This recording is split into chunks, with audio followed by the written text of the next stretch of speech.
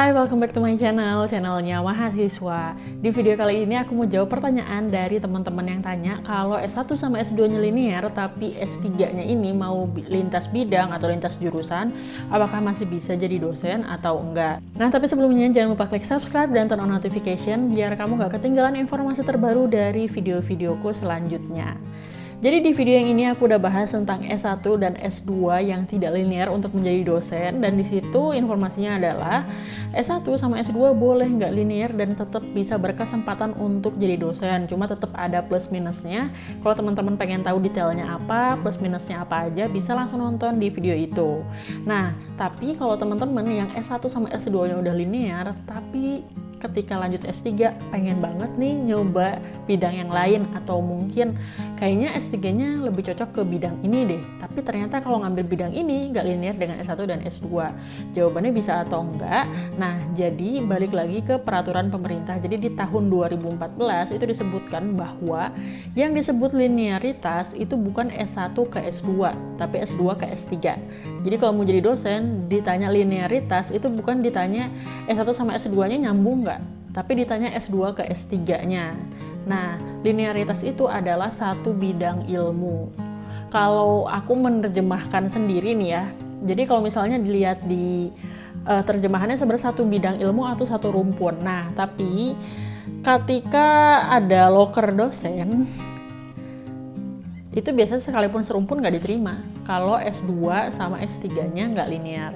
Jadi aku mau mempersempit biar lebih jelas nih ya, linear itu seperti apa. Jadi anggaplah gini, di satu fakultas ada 3 jurusan. Kayak aku nih di FTP, Fakultas Teknologi Pertanian, ada 3 jurusan. Jurusan Teknologi Hasil Pertanian, Teknologi Industri Pertanian, sama Keteknikan Pertanian. Nah, kalau misalnya seandainya nih aku S1 dan S2 ngambil Teknologi Hasil Pertanian, terus pas S3-nya aku ngerasa aku bosen nih di Teknologi Hasil Pertanian, aku mau ngambil bidang Teknologi Industri Pertanian atau TIP. Masih linear atau enggak? Jawabannya masih linear, masih berada di satu fakultas yang sama tapi beda jurusan. Jadi secara bidang ilmu itu nggak terlalu jauh, masih sama kan, cuma ya emang fokusnya beda, yang awalnya dari hasil pertanian jadi ke industrinya atau lebih ke manajemen hasil pertaniannya tadi. Yang jadi pertanyaan nih, aku tuh nemu yang lintas bidangnya tuh jauh banget. Jadi ada yang S1, S2-nya misalnya psikologi, tapi S3-nya dia mau ngambil teknik, atau S1 sama S2-nya teknik, S3-nya mau ngambil komunikasi. Ini kan jauh banget ya. Nah, kalau seperti ini itu sudah beda rumpun, artinya udah nggak linear. Jadi satu rumpun itu kemungkinan bisa linear, bisa nggak. Tapi kalau udah beda rumpun, udah otomatis nggak linear. Sebagai contoh kayak gini nih, teman-teman kalau S1, S2-nya teknik, habis itu ngambil S3 komunikasi. Ini kan dari segi rumpunnya aja udah beda ya. Kalau teknik rumpunnya saintek, kalau komunikasi rumpunnya soshum. Ini udah pasti tidak serumpun dan juga tidak linear. Terus kalau misalnya satu rumpun, apakah bisa disebut linear? Nggak juga. Sebagai contoh nih, misalnya aku di S1, S2-nya Teknologi Hasil Pertanian, rumpunnya saintek ya. Terus anggaplah aku mau ngambil S3-nya kimia misalnya.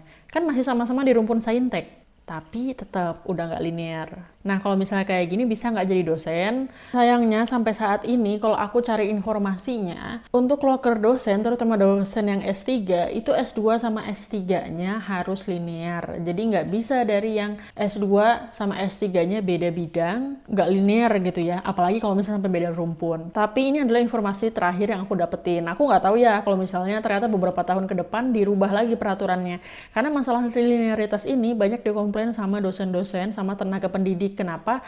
Karena kalau misalnya nggak linear itu mempersulit dari yang backgroundnya, misalnya di background sebelumnya apa, terus udah itu mau ganti background untuk mendalami bidang lain yang memperluas bidang ilmunya. Jadi ya lihat aja beberapa tahun ke depan, kalau ternyata wah peraturannya dirubah S2 sama S3 boleh nggak linear, terus tetap bisa jadi dosen, ya kenapa enggak gitu.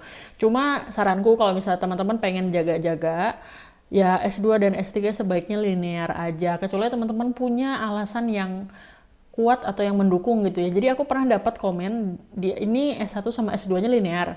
Nah, terus mau ngambil S3 yang tidak linear tapi masih serumpun. Alasannya adalah karena bidang penelitiannya dia, ini untuk yang buat dia lanjut S3, ini bidangnya lebih cocok ke bidang baru yang tidak sesuai dengan S1 sama S2 sebelumnya. Dan penelitiannya ini adalah penelitian yang disuruh sama pihak tempatnya dia kerja. Jadi dia ini habis lulus S1, nggak kerja dulu, dia langsung lanjut kuliah S2, habis itu jadi dosen di salah satu jurusan nih ya.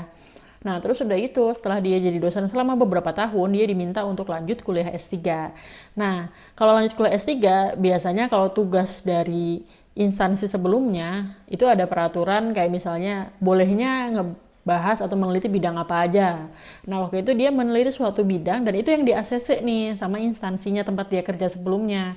Nah, tapi ternyata ketika di ACC, judulnya ini atau topik penelitiannya ternyata lebih sesuai ke jurusan baru yang tidak linear sebenarnya sama bidang S1 sama S2-nya. Kalau kayak gini, ini sebaiknya nanya aja deh ke jurusannya, apakah ada jaminan nih kalau misalnya aku melanjut kuliah S3 tapi nggak linear sama bidang sebelumnya, ada jaminan nggak kalau aku S3-nya akan, setelah lulus S3 nih akan ada jaminan misalnya kenaikan jabatan aman, karena biasanya yang dipermasalahkan adalah kesulitan buat ngurus kenaikan jabatan kalau S2 sama S3-nya nggak linear.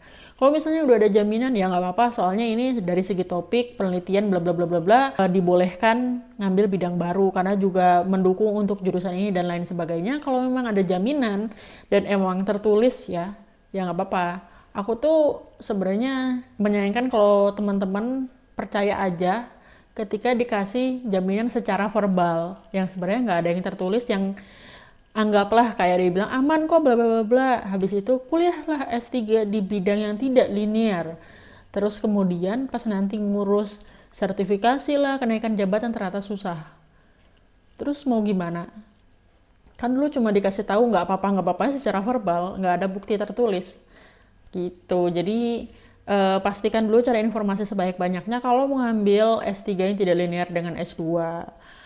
Bukan nggak boleh, tapi menurutku untuk saat ini ya, di tahun 2023 ini, kayaknya agak sulit kalau S2 sama S3 tidak linear. Apalagi nih ya teman-teman, kalau habis lulus S1 langsung kuliah S2, langsung kuliah S3, tanpa punya pengalaman sebagai dosen dulu, atau misalnya S3-nya bukan tugas belajar. Jadi emang S3-nya ya kayak ya udah kuliah dulu sampai S3 baru nyari kerja sebagai dosen. Menurutku akan jauh lebih sulit kalau S3-nya tiba-tiba nggak linear sama S1 dan S2-nya. Kecuali ya emang kalau kasusnya seperti yang tadi ya. Jadi balik lagi, jawabannya akan bisa berbeda-beda tergantung case setiap orangnya kayak gimana. Nah, kalau kamu punya pertanyaan lain bisa tulis di kolom komentar di bawah ini. Terima kasih sudah menonton video ini sampai akhir. Jangan lupa klik subscribe dan turn on notification. Sampai jumpa di video selanjutnya. Terima kasih.